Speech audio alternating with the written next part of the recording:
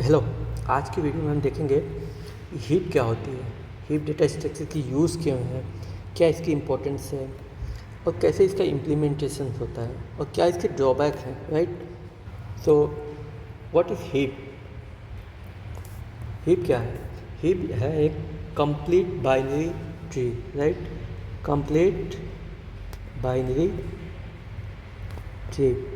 अब सवाल ये आता है कि कंप्लीट बाइनरी ट्री क्या होता है। तो कंप्लीट बाइनरी ट्री एक ऐसा बाइनरी ट्री होता है जिसमें हर एक लेवल पे नोड बैलेंस होता है। बैलेंस का मतलब हर एक नोड का लेफ्ट नोड और राइट नोड एग्जिस्ट करता है। राइट। एक्सेप्ट जो लास्ट लेवल पे होता है उसको। सपोज ये मेरा फर्स्ट लेवल है, 0th लेवल है, फर्स्ट लेवल है, ये सेकंड लेवल है और ये लास्ट लेवल है। तो यहाँ पे बैलेंसिंग की ज़रूरत उतनी नहीं होती है। मतलब इसका जो पेरेंट्स है उसमें या तो एक चाइल्ड हो या तो दोनों चाइल्ड हो या तो एक भी नहीं हो, कोई दिक्कत नहीं है। तो इसे कंप्लीट बाइनरी ट्री कहते हैं। मतलब कि मेरा लास्ट लेवल जो होगा, लास्ट लेवल यानी ये वाला लेवल, इस पे हम चेक करेंगे कि क्या ये लेफ़्ट साइड से नोड है या नहीं है। तो लास्ट लेवल पे नोड अगर एग्जिस्ट करता है तो लेफ़्ट साइड से बड़ा होना चाहिए। सपोज मेरा ये लेफ़्ट साइड है, ये कंप्लीट बाइनरी ट्री। अगर मैंने एक और बना दी, ये भी कंप्लीट बाइनरी ट्री। अगर मैंने एक और बना दिया, ये भी कंप्लीट बाइनरी ट्री। लेकिन अगर मैंने यहाँ पे ऐसे बना दिया तो ये कंप्लीट बाइनरी ट्री नहीं है। क्यों? क्योंकि मेरा ये नोड है ना, नोड ये लेफ़्ट साइड से फिल होना चाहिए। लेफ़्ट साइड ये है, फिर ये है, फिर ये है, फिर यहाँ पे नोड लगना चाहिए, जो कि नहीं। सो हम देखते हैं एक दो एग्जांपल्स कंप्लीट बाइनरी ट्री के। अब क्या ये कंप्लीट बाइनरी ट्री है? नहीं। क्यों नहीं है? क्योंकि लास्ट लेवल पे नोड लेफ़्ट साइड से होना चाहिए, ऐसा होना चाहिए नोड, तब ये कंप्लीट बाइनरी ट्री होगा। राइट। अच्छा, ये भी एक क्वेश्चन आ सकता है कि क्या ये कंप्लीट बाइनरी ट्री है? नहीं, ये भी नहीं है। क्यों? क्योंकि इसका जो लास्ट नोड है वो लेफ़्ट साइड से होना चाहिए, ये कंप्लीट बाइनरी ट्री है। अच्छा, अब ये क्वेश्चन आता है कि हीप की रिक्वायरमेंट क्यों पड़ी, क्यों ये डेटा स्ट्रक्चर इतना इम्पोर्टेंट है।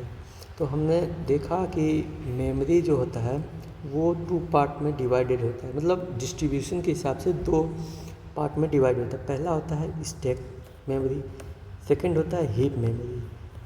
तो मेरा जो स्टैक में स्पेस होता है वो लिमिटेड स्पेस होता है, लेकिन हीप में मेमोरी मैक्सिमम स्पेस होता है। राइट। और जो स्टैक में होता है वो कॉन्टिग्यूअस मेमोरी एलोकेशन होता है। सपोज मेरा मेमोरी पहले एलोकेट यहाँ हुआ तो अगला वाला मेरा यहाँ होगा, अगला वाला यहाँ, अगला यहाँ। लेकिन हीप में क्या होता है कि मेरा एक मेमोरी यहाँ पे एलोकेट हुआ, अगला मेमोरी यहाँ पे एलोकेट हो जाएगा, फिर अगला यहाँ पे हो जाएगा, फिर अगला हो सकता है एक बड़े साइज़ का कोई रिक्वायरमेंट हो मेमोरी का तो वो यहाँ पे एलोकेट हो जाए। तो यहाँ पे मेमोरी का रैंडम डिस्ट्रीब्यूशन होता है। इस वजह से क्या होता है कि यहाँ पे स्पेस जो यहाँ पे सपोज मैंने एक वेक्टर क्रिएट कर दिया और मैंने 2 ही स्पेस को यूज़ किया, तो क्या होगा, वैसे बच जाएगा। लेकिन इस हीप में क्या होता है कि रन टाइम पे एलोकेशन होता है मेमोरी। राइट। तो यहाँ पे जहाँ जितनी रिक्वायरमेंट होगी वहीं उतनी मेमोरी एलोकेट होगी। फॉर एग्जांपल सपोज मैंने एक वेक्टर क्रिएट किया जो कि एक इंटीजर टाइप का है अभी, और यहाँ पे मैंने 4 एलिमेंट को इसमें पुश किया। ठीक है। सपोज 4 एलिमेंट को पुश किया, पहला क्या होगा, यहाँ पे आएगा, सेकंड यहाँ पे, थर्ड यहाँ पे, फोर्थ यहाँ पे। लेकिन हीप में ऐसा नहीं होता। हमने हीप में हीप में कैसे क्रिएट होता है, यहाँ पे डायनेमिकली क्रिएट होता है न्यू।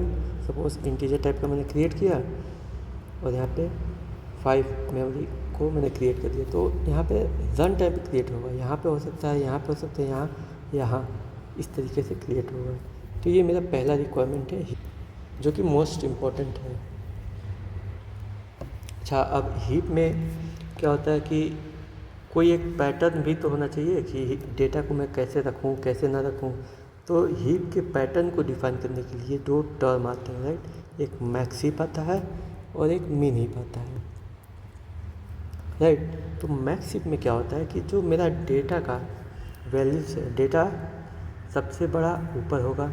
यहाँ पे सपोज मैंने 5 लिख दिया, फिर इससे छोटा क्या होगा, 4 इससे नीचे होगा, फिर यहाँ पे 3 इस तरीके से, 2 1।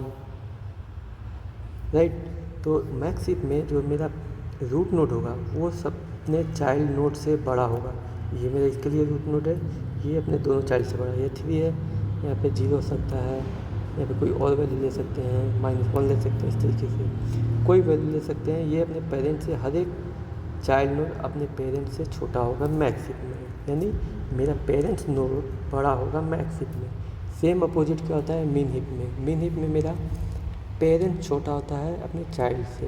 सपोज मैंने पेरेंट 10 लिया, इसके चाइल्ड 11, 12, इसके हो गए 13, इसके हो गए 14, इसके हो गए 15, इसके हो गए 16। तो यहाँ पे हम देख पा रहे हैं कि हर एक पेरेंट्स अपने इस चाइल्ड से छोटा है। ये 11 इस 30 से 40 से छोटा है, राइट। तो ये मेरा मैक्स हीप और मिन हीप। ये क्यों डिफाइन किया गया? क्योंकि हीप के पैटर्न को एनालिसिस करने के लिए, हीप में डेटा किस तरीके से जाएगा वो ये बताता है मैक्स हीप और मिन हीप। अच्छा, अब हम देखेंगे कि मैक्स हीप को क्रिएट कैसे करते हैं, कैसे इसमें इंसर्ट डेटा करते हैं, कैसे इसको बैलेंस करते हैं, तो ये इम्पोर्टेंट है। तो मैक्स हीप को अब हम एनालिसिस करेंगे, राइट। तो इसमें जो होता है इंसर्ट कैसे करते हैं, सबसे पहला इंसर्शन का टर्म आएगा। इंसर्ट करने के बाद सपोज ये मेरा मैक्स हीप है, तो ये मैं डाटा यहाँ पे इंसर्ट कर दिया। अब अगला इंसर्ट करना होगा आएगा तो कहाँ करूँगा मैं? सपोज मैंने यहाँ कर दिया, तो क्या ये अभी भी कंप्लीट बाइनरी है जो कि प्रॉपर्टी होल्ड करना चाहिए हीप का? तो नहीं, यहाँ पे इंसर्ट किया तो ये कंप्लीट बाइनरी नहीं है। क्यों? क्योंकि ये भाई यहाँ पे देखो, ये लास्ट नोड, इससे पहले वाला नोड ही बैलेंस नहीं है। तो इसके लिए एक टर्म आता है हीपीफाई। हीपीफाई क्या करता है कि जो ये मेरा नोड मैंने यहाँ पे क्रिएट किया, अब अगला नोड मैं क्रिएट करूँगा, सपोज मैंने यहाँ पे क्रिएट किया, तो यहाँ पे ना हो करके ये हीपीफाई करके यहाँ पे ला देगा, ठीक है। और अगला नोड क्रिएट करना चाहूँ तो ऐसा नहीं डायरेक्ट यहाँ पे आकर क्रिएट कर दूँगा मैं, यहाँ पे आकर क्रिएट होगा। तो हीप को एक बैलेंस वे में, बैलेंस मतलब जो मैक्सिमम एलिमेंट होगा और जो मिनिमम एलिमेंट होगा उसको अरेंज करने के लिए, राइट, और बैलेंस को बनाने के लिए कंप्लीट बाइनरी को एक टर्म आता है हीपीफाई। हीपीफाई क्या होता है ये हम बाद में देखेंगे। पहले हम हीप को क्रिएट करेंगे, फिर इसमें इंसर्ट करेंगे, तब हम हीपीफाई करेंगे। क्यों रिक्वायरमेंट हीपीफाई की पड़ी ये भी हम देखेंगे आगे। तो चलते हैं, क्रिएट करते हैं पहले अपना हीप को, मैक्स हीप को। तो अब हम क्रिएट करते हैं। सपोज पहले से मेरा एक हीप एग्जिस्ट है, अभी हम समझते हैं कैसे इसको इंडेक्सिंग दिया जाता है, तब हम जाके समझ पाएंगे कैसे इसको क्रिएट किया जाता है। सपोज ये मेरा एक मैंने हीप को बनाया हुआ है। अच्छा, हीप का इम्प्लीमेंटेशन एक ट्री की तरह हम विजुलाइज करते हैं, लेकिन एक्चुअल में इसका इम्प्लीमेंटेशन एक एरे की तरह ही होता है। वो हम देखेंगे कैसे होता है।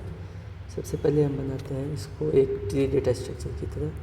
इसका विजुलाइजेशन बस ट्री डेटा स्ट्रक्चर की तरह होता है, ऐसा नहीं कि रियल इम्प्लीमेंटेशन ही ट्री की तरह होता है।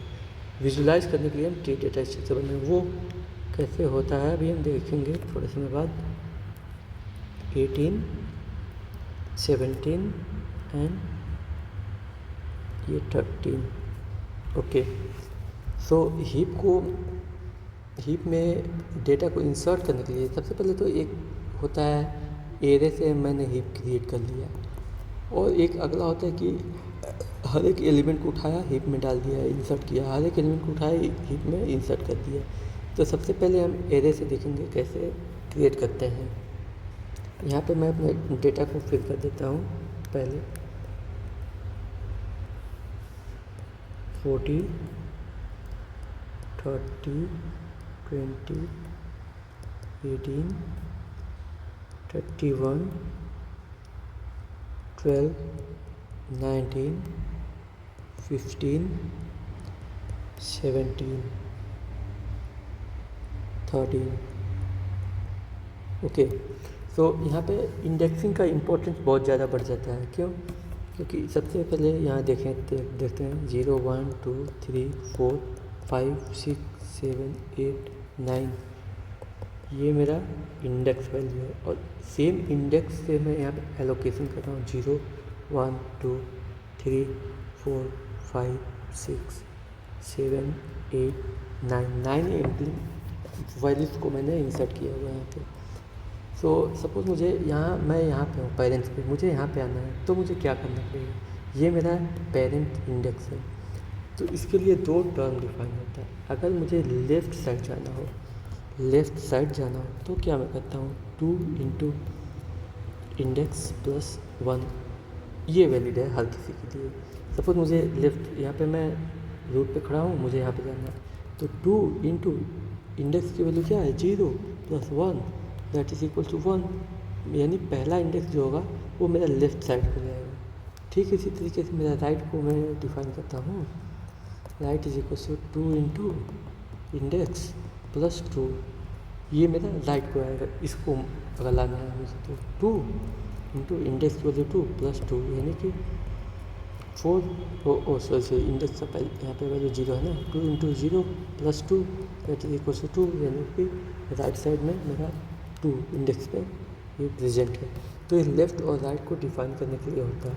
और अगर मुझे सपोज मुझे चाइल्ड नोड यहाँ पे हूँ मैं, और मुझे पेरेंट्स पर जाना है, तब मैं क्या करूँगा, पेरेंट्स पे जाने के लिए भी एक टर्म होता है i-1/2, यानी कि अगर मैं मेरा सपोज ये मेरा भी चाइल्ड है और अपने पेरेंट्स पे जाना चाहता है, तो कैसे जाएगा, आई की वैल्यू पुट करिए, i is equal to 3 - 1 divide by 2 is equal to 1, तो इसका पेरेंट्स क्या हो जाएगा 1 यहाँ पे। तो ये अगर अपवार्ड ट्रेवल करना चाहता है, यानी पेरेंट्स पर जाना चाहता है, तो ये फार्मूला होगा। अगर पेरेंट्स से लेफ्ट में आना होता है तो ये वाला होगा, अगर राइट में आना होता है तो ये वाला फार्मूला होगा। ऑलराइट, सो चलते हैं अपने हीप को हीप को क्रिएट कैसे करेंगे। सबसे पहले अपना hashtag include stdio.h, okay, this is C language standard library, iostream using space string, ये सब आप लिख सकते हैं इसलिए, इसका कोई मतलब नहीं है, मैं समझाने के लिए लिख देता हूँ। सबसे पहले मैं एक क्लास क्रिएट करूँगा मैक्सिप का, राइट। इसमें मैं एक इंटीजर एरे पॉइंटर लिया। ये पॉइंटर क्यों लिया ये आप अभी समझेंगे, क्योंकि मुझे एक डायनेमिकली एलोकेशन चाहिए मेमोरी, तो इसलिए मैंने ये डिफाइन किया हुआ है। हिंट साइज़ क्या बताएगा, साइज़ ये बताएगा कि भाई मेरा प्रेजेंट कितना तक एरे भरा हुआ है, right. Present total element heap में कितना प्रेजेंट है, और एक इंट टोटल साइज़ ये बताएगा कि मेरा हीप का टोटल साइज़ कितना है। ऑलराइट, इसको यूज़ करते हैं, ठीक है।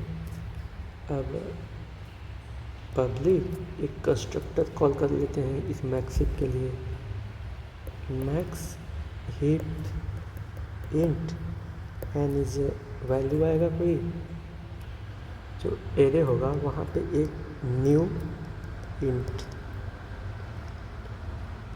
एन। अच्छा, यहाँ पे देखिए ये एन जो है, एन क्या बताएगा कि मेरे हीप का साइज कितना होने वाला है, टोटल साइज हीप का कितना होने वाला है, तो वो आएगा एन, यानी कि डायनेमिकली पॉइंटर एरे पॉइंटर बताएगा। एरे सपोज ये पॉइंटर ये एलोकेट कर देगा रन टाइम पे मेमोरी को इतना, राइट, जब हम कंस्ट्रक्टर कॉल करेंगे मैक्स को। और यहाँ पे साइज अभी क्या होगा, साइज मेरा 0 होगा, क्यों, क्योंकि अभी मेरा प्रेजेंट एलिमेंट कुछ है ही नहीं, मैंने तो बस क्रिएट किया है, ये देखो। और टोटल साइज़ कितना हो जाएगा मेरा, टोटल साइज़ n होगा, क्यों, क्योंकि भाई टोटल साइज़ वही तो होगा कितना साइज़ है हीप का, तो ये मेरा कंस्ट्रक्टर कॉल हो जाएगा, राइट। अच्छा, अब हम अपने हीप में वैल्यू को इंसर्ट करते हैं, कैसे करेंगे। सबसे पहले वॉइड इंसर्ट नाम का मैंने एक फंक्शन बना लिया, जिसमें कि क्या होगा, वैल्यूज आएंगे हीप के। तो सबसे पहले हम चेक करेंगे क्या मेरा जो साइज़ को मैंने डिफ़ाइन किया, क्या ये कहीं हीप के पूरे टोटल साइज़ के बराबर तो नहीं है। अगर बराबर होगा तो भाई मेरा हीप भरा हुआ है, तो हम चेक करेंगे heap is equal to total size. अगर ऐसा हुआ तो उस कंडीशन में हम कह देंगे क्या, कौन सा दें, कि हीप मेरा ओवरफ्लो है, हीप ओवरफ्लो है, राइट।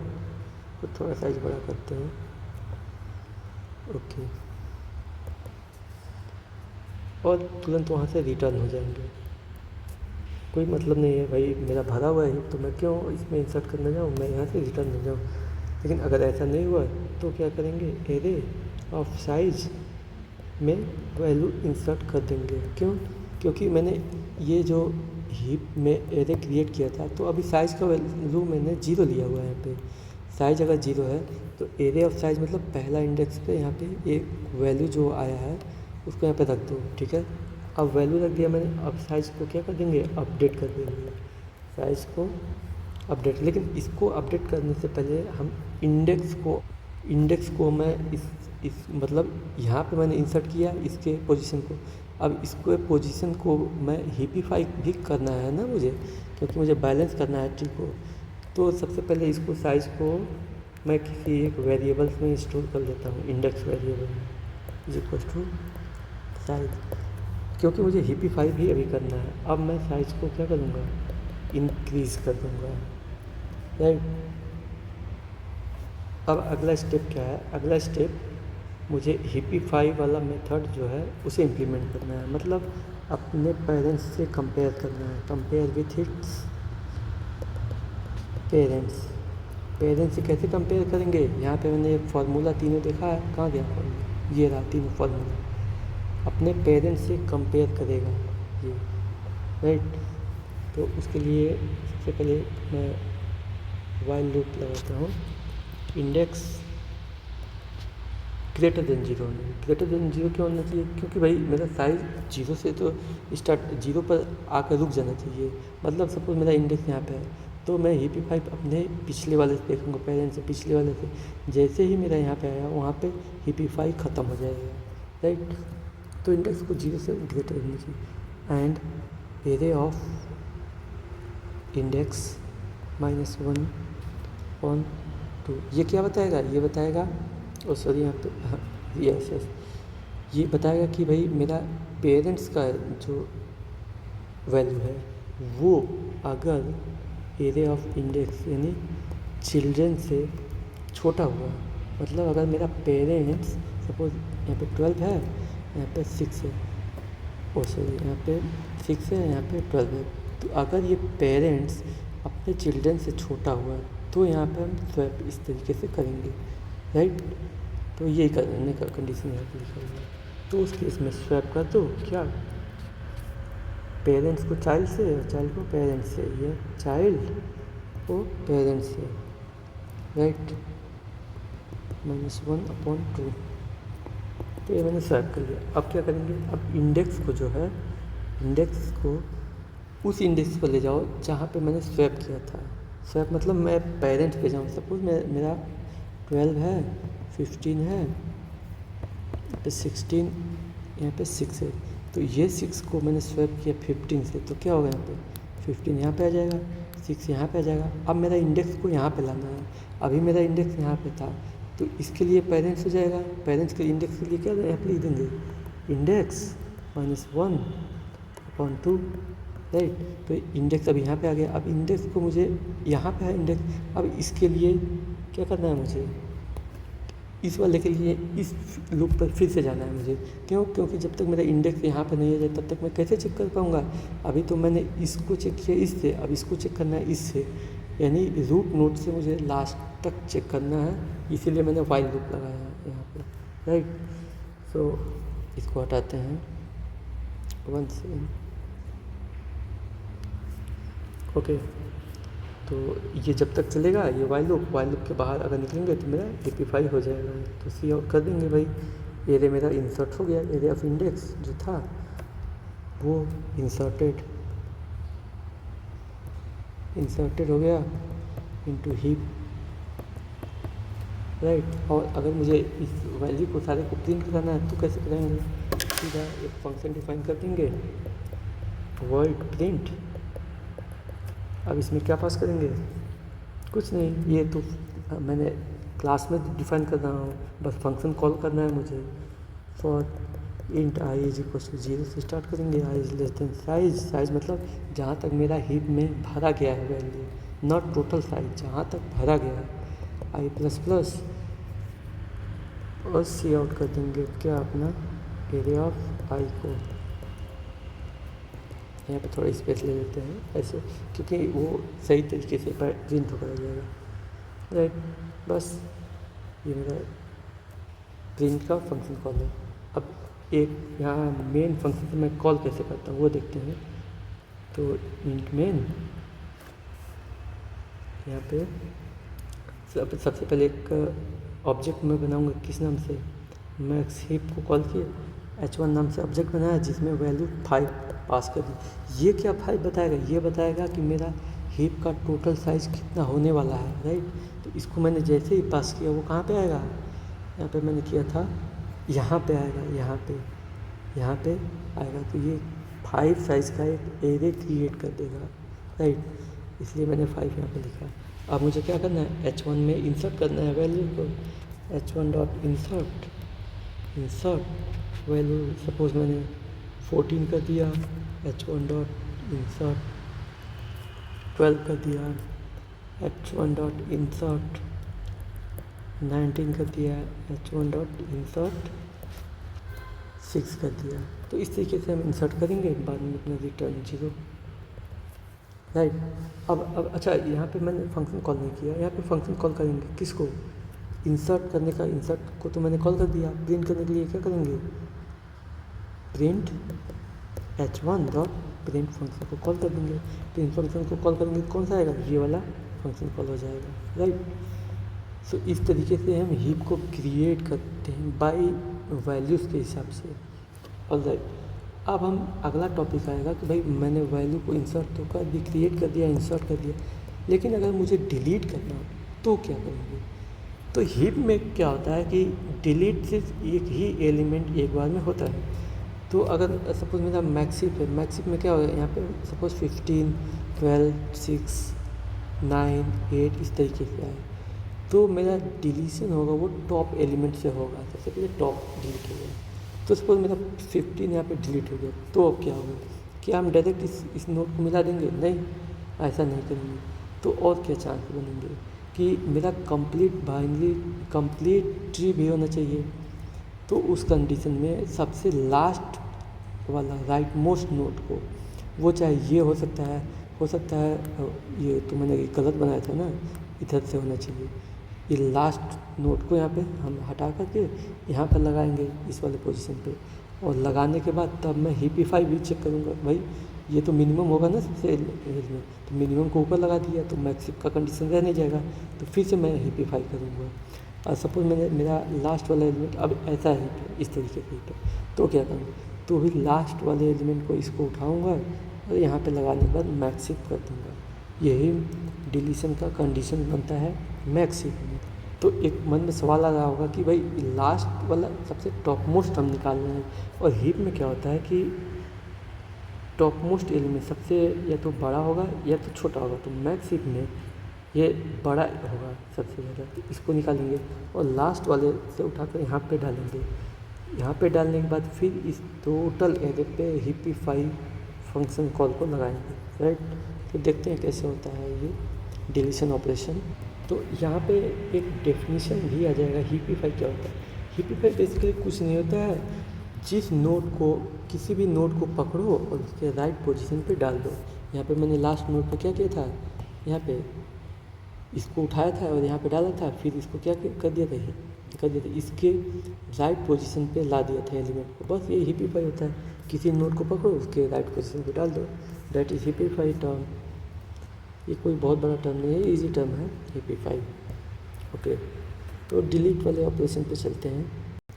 इसके लिए फंक्शन लिखते हैं void डिलीट। अगर मेरा साइज 0 हो, 0 मतलब खाली हो, मतलब साइज अगर मेरा यहाँ पे हो, 0 एलिमेंट पे हो मेरा साइज, यानी कि हीप में कोई वैल्यू है ही नहीं, तो मैं डायरेक्ट यहाँ पे रिटर्न कर दूंगा यहाँ से, भाई मेरा हीप खाली है, HAP under flow, heap under flow है, यहाँ से तुरंत रिटर्न हो जाओ, कोई मतलब नहीं है डिलीट करने का। और अगर ऐसा नहीं होता है तो क्या करो, सबसे टॉप मोस्ट एलिमेंट जो एरे का है उसे डिलीट कर दो, डिलीटेड फ्रॉम हीप। ये मेरा टॉप मोस्ट एलिमेंट डिलीट हो गया। अब टॉप मोस्ट तो डिलीट हो गया, लेकिन इसकी जगह पे क्या करना है, मुझे लास्ट वाले एलिमेंट को लाकर रख देना है। तो एरे ऑफ 0 इंडेक्स पर क्या आ जाएगा, एरिया ऑफ साइज, साइज मतलब लास्ट इंडेक्स को -1, लास्ट वाला इंडेक्स पहले वाले पर आ जाएगा। ओके, और फिर अगर पहले वाले पे आ गया तो मेरा लास्ट वाला को एक हटा देना। कैसे मैंने हटाया था, यहाँ पे ट्री बनाया था ना ऐसे, इस वाले एलिमेंट को यहाँ पे हटाया था, इस वाले को यहाँ से हटाएंगे और यहाँ पे डाल देंगे। तो यहाँ पे मैं एक साइज़ को माइनस कर देता हूँ, क्यों, क्योंकि मेरा एक हट गया एलिमेंट। और अब फिर से चेक करेंगे क्या साइज़ का वैल्यू मेरा 0 तो नहीं हो गया। साइज़ का वैल्यू अगर 0 हो गया तो भी यहाँ पे रिटर्न कर लो, कोई हिपिफाई की ज़रूरत नहीं। क्यों, क्योंकि सपोज मेरा एक ही एलिमेंट है और इसी को मैंने डिलीट कर दिया, तो क्या ये हिपिफाई को करने की ज़रूरत है? नहीं, कोई ज़रूरत नहीं भाई, ये तो सिंगल है, यहाँ पे 2 एलिमेंट है। तो यहाँ पे हिप साइज़ का वैल्यू अभी 0 है यहाँ पे, और यहाँ पे साइज़ का वैल्यू यहाँ पे 1 है। तो इसको मैंने डिलीट किया, फिर साइज़ का वैल्यू 0 हो गया। जैसे 0 हुआ तो मतलब एक ही एलिमेंट प्रेजेंट, कोई मतलब नहीं इसको डिलीट करने, तो इसको क्या हिपिफाई करेंगे। तो इसलिए मैंने ये वाला कंडीशन मैंने लिखा हुआ है। अगर ऐसा नहीं होता साइज़ का वैल्यू 0 तो अगेन हिपिफाई को कॉल कर देंगे। हिपिफाई जिसमें क्या पास कर देंगे अपना 0th इंडेक्स, मतलब रूट इंडेक्स पास कर देंगे। रूट इंडेक्स मतलब टॉप मोस्ट एलिमेंट पास कर देंगे अपने हिपिफाई फंक्शन को। ओके, अब हिपिफाई फंक्शन को डिफाइन कर लेते हैं। वर्ड हिपिफाई, इसमें इंडेक्स क्या आएगा, मेरा रूट नोड आएगा यहाँ पे। तो अब हिपिफाई को करने के लिए इसका लेफ्ट नोड राइट नोड पे जाने के लिए मैंने देखा था ऊपर फार्मूला, वो जो होता था 2 × इंडेक्स +1 +2, वही यूज़ करेंगे। सबसे पहले जो मेरा पेरेंट्स नोड है उसको मैं लार्जेस्ट मान लेता हूँ, इसको मैं कह देता हूँ इंडेक्स, ये मेरा पेरेंट्स नोड है। अब इसका लेफ़्ट साइड के लिए क्या करेंगे, लेफ़्ट नोड के लिए left is equal to 2 × index +1, और इसके राइट के लिए क्या करेंगे 2 × इंडेक्स +2, राइट। अब हम देखेंगे कि अब हम कंपेयर करेंगे कि मेरा ये रूट नोड है, ये लेफ़्ट है और ये राइट, इन तीनों में जो लार्जेस्ट होगा ना उसको यहाँ पे रखेंगे रूट नोड पे। तो सबसे पहले मैं लेफ़्ट साइड से कंपेयर करूँगा, अगर ये लार्जेस्ट निकला तो इसको कर दूँगा और इसको यहाँ पे रखूँगा, और ये लार्जेस्ट निकला तो यहाँ पे रखूँगा। वो कैसे रखूँगा, यहाँ पे हम देखते हैं। इफ़ अगर लेफ्ट, सबसे पहले तो ये कंडीशन लिख देंगे, अगर मेरा साइज़ से छोटा होगा तभी ये ऑपरेशन चलेगा। भाई साइज़ से अगर बड़ा हो जाएगा तब तो थोड़ी नहीं चलेगा, क्योंकि साइज़ भाई मेरा 5 एलिमेंट है और तुम लेफ़्ट साइड को अच्छा बोल रहे हो, तो ये नहीं चलेगा ना, ये इससे ज़्यादा एलिमेंट प्रेजेंट नहीं हो सकते। और कंडीशन एरे ऑफ लेफ़्ट अगर एरे ऑफ लार्जेस्ट से अगर बड़ा हुआ, मतलब यहाँ पे 12,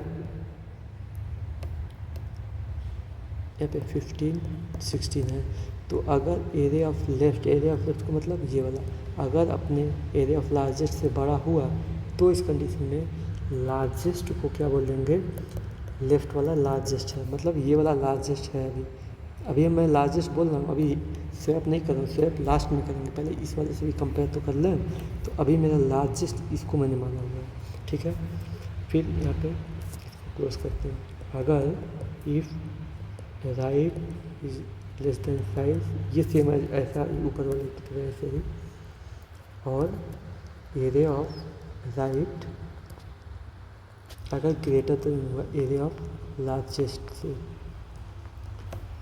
तो यहाँ पे क्या एरिया ऑफ लार्जेस्ट, इसके लिए क्या हो जाएगा, लार्जेस्ट तो मैंने अभी इसको बोला हुआ है और एरिया ऑफ राइट इसको बोला हुआ है। तो अगर ये वाला एरिया ऑफ लार्जेस्ट अगर बड़ा स्मॉल हुआ इससे, इस वाले एलिमेंट से, तो लार्जेस्ट मैं इसको बोल दूँगा, राइट वाले को। तो क्या बोलूँगा, लार्जेस्ट जो बोल दूँगा वो राइट वाले को बोल दूँगा। अब लार्जेस्ट मेरा ये हो गया, अब इसको यहाँ पे स्वैप करेंगे। वो कैसे करेंगे देखते हैं। इसके लिए इफ़ अगर मेरा largest is not equal to index, क्यों, क्योंकि सबसे पहले मैंने तो इंडेक्स इसी को बोला था, लेकिन अभी मेरा लार्जेस्ट इंडेक्स मैंने इसको बोला था और लार्जेस्ट भी इसी को बोला था, लेकिन लार्जेस्ट अभी तो यहाँ हो गया। तो मैं कहना कर सकता हूँ कि अगर लार्जेस्ट मेरा इंडेक्स के बराबर नहीं हुआ, मतलब ये इंडेक्स को लार्जेस्ट पॉइंट नहीं कर रहा, तो ही स्वैप करो। तो अभी मेरा कंडीशन फुलफिल हो रहा है, लार्जेस्ट इसको पॉइंट कर रहा है और इंडेक्स इसको पॉइंट कर रहा है, तो स्वैप कर दो। तो स्वैप फंक्शन को कॉल करो, एरे ऑफ इंडेक्स को किससे स्वैप कर दो, एरे ऑफ लार्जेस्ट से स्वैप कर दो।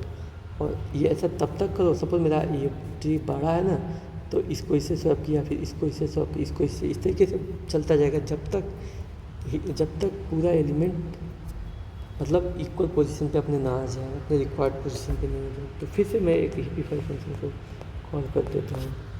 ओके, इसमें लार्जेस्ट को पास कर दूँगा और फिर यहाँ से बाहर निकल जाऊँगा, यहाँ पे फंक्शन मेरा ख़त्म हो गया, राइट। तो ये पूरा कंडीशन होता है मैक्स हीप को क्रिएट करने की।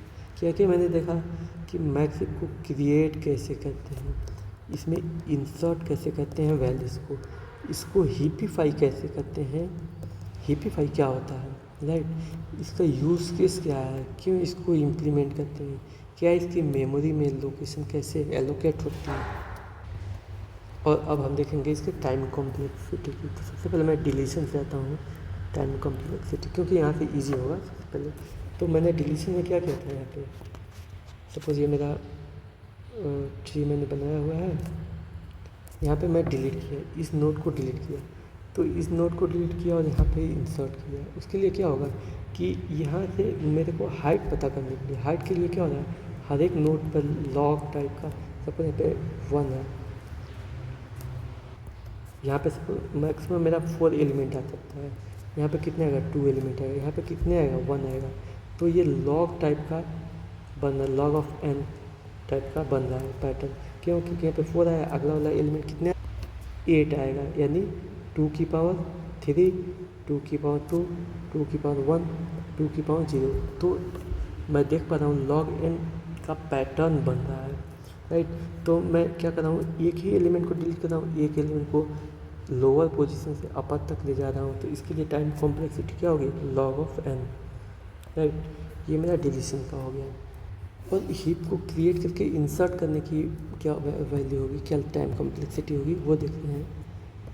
सपोज मेरा ये हीप है और मुझे एक वैल्यू को इंसर्ट करना, तो मैं क्या करूँगा, सबसे पहले मैं यहाँ आऊँगा, यहाँ आऊँगा, यहाँ आऊँगा, इस पोजीशन लास्ट वाले नोड पे आऊँगा, और लास्ट वाले नोड पे हो सकता है मैं वैल्यू यहाँ पे इंसर्ट करूँ, हो सकता है मेरा हीप यहाँ तक भरा हो और मैं वैल्यू यहाँ पे इंसर्ट करूँ। तो उसके लिए मैं इधर भी ट्रेवर्स कर रहा हूँ, इधर भी ट्रेवर्स कर रहा हूँ। इधर का ट्रेवर्स का टाइम कितना होगा मेरा लॉग n, और इधर का कितना होगा, ये हर बार इस साइड में ट्रेवर्स कर रहा हूँ, हर बार इस तरीके से। तो लॉग n डिप में हो गया और विड्थ वाइज कितना हो गया n/2, यानी कि n log n, ये इसका इंसर्शन का टाइम कॉम्प्लेक्सिटी हो जाएगा। तो ये रहा हीप के बारे में हमने डिटेल में देखा, कैसे इंसर्ट डिलीट क्रिएट कैसे करते हैं, क्या रिक्वायरमेंट है इसकी, क्यों इसको। अच्छा, एक चीज़ छूट गया, यहाँ पे ट्री की तरह हम इसको ट्री बना नहीं रहे हैं, ट्री की तरह मैं इसको विजुलाइज कर रहा हूँ, ये एक एरे की तरह हिस्से ही है, राइट। यहाँ पे मेमोरी एलोकेट हुआ है, लेकिन मैं डायरेक्ट इसके बाद इसको नहीं यूज़ कर रहा हूँ, मैं यहाँ से कहीं यहाँ जा रहा हूँ, कहीं यहाँ जा रहा हूँ, depending upon parents node, right. यहाँ पे इंडेक्सिंग के बेसिस पे मैं इसको ट्रेवर्स कर रहा हूँ। तो ये एरे की तरह विजुलाइज किया जाता है हीप को, right. So thank you, this is all about the heap data structure. अगले वीडियो में हम देखेंगे प्रायोरिटी हीप क्या होता है, क्यों रिक्वायरमेंट पड़ी, क्या नीड है प्रायोरिटी हीप की, ये सब देखेंगे। और हीप के कुछ क्वेश्चंस करेंगे जिससे कि और क्लियरिटी होगी हीप की रिक्वायरमेंट एनालिसिस। Thank you.